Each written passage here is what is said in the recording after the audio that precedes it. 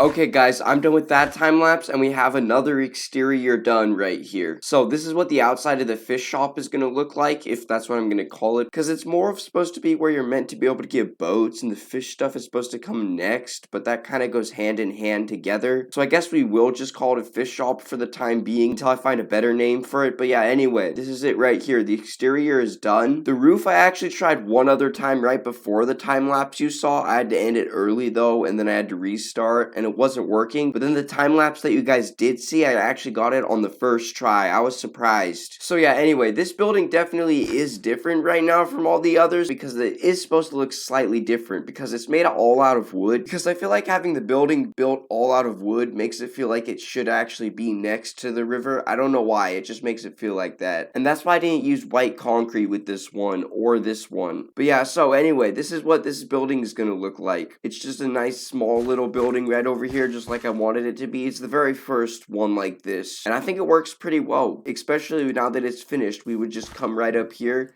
open this door, and then we would come in here and just do some stuff in there, probably get a boat, come right over here, go down the path that's gonna be here eventually, which I still need to work on the bank over here and stuff. But yeah, so we've come to the end of another video, unfortunately. So yeah, thank you for watching.